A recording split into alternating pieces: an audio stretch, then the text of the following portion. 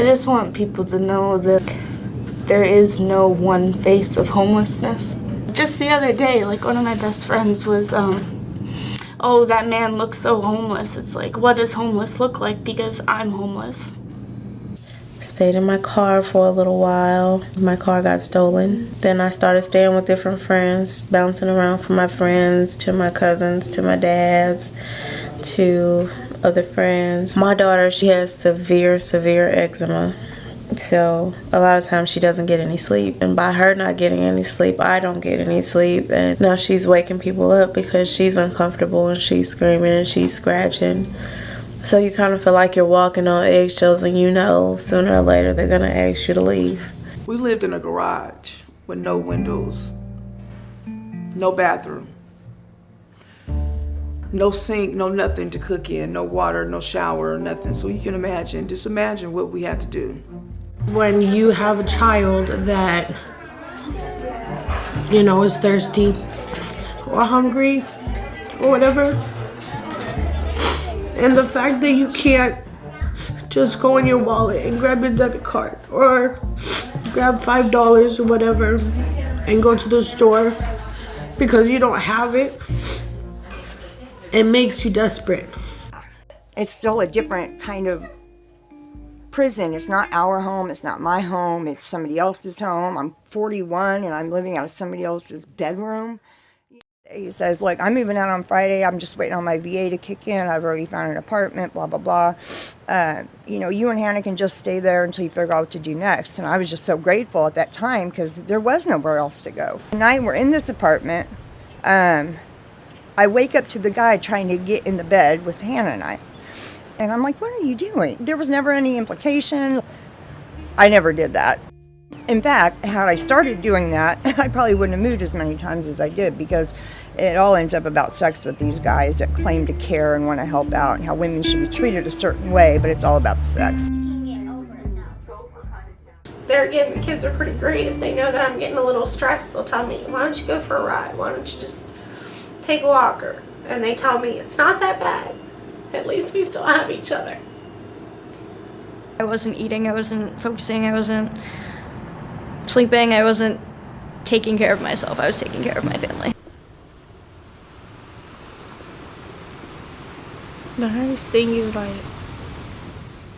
I think it's seeing my mom cry because we don't have a place to stay, and it's like hard for me, so I know I have to go to school and do my best so I can get a better job and take care of her when she gets older.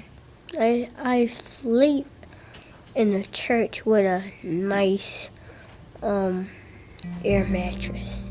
When I wake up, because I have to wake up really early because I sleep at a church.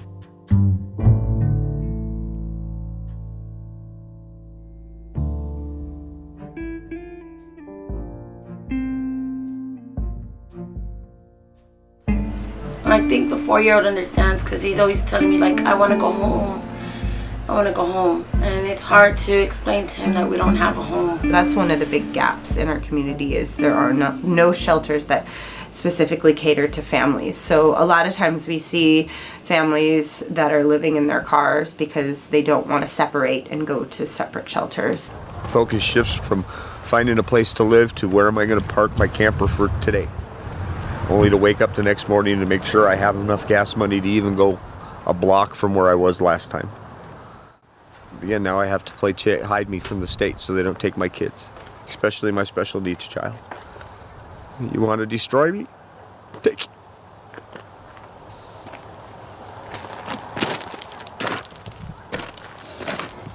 Everybody always tells you, oh, you got kids, they'll help you. Oh, you got kids, they'll help. No, they won't. No, they won't, because there's lots of other people out there with kids that are needing help too. Well, it makes me feel like a failure as a mom. It puts a lot of strain on us, causes a lot of fighting.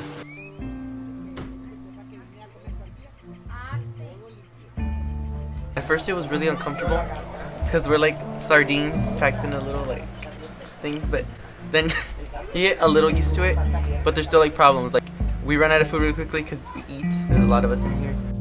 But people just don't really understand the impact of moving from house to house as a guest you know, being that person that's there, the feeling in the household when you're a child or even the parent. And the reality is that the very fact that you're there may get the people who are renting the home evicted. That changes the atmosphere of a home a lot. Because I wouldn't want to move to a school in Rochester, move to a different school, move to a different hotel for another month and a half, and then come here and then move to a different school. Because if I made friends in that month and a half, they're gone. I went to 3 different schools in Rochester. All my friends gone.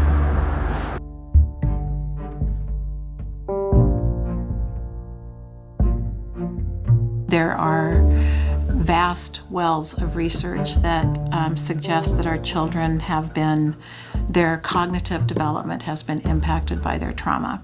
So we have to work really hard to create a nurturing, safe environment that meets basic needs, and then we have to go in and teach them how to do reading and writing and math. What worries me is like I'll get comfortable in a school, and then we'll end up having to leave, and then I'll have to transfer, and it's just like I don't know if I get to stay here or anything. Coping was very difficult, but my parents and my brother were struggling, so somebody had to be strong.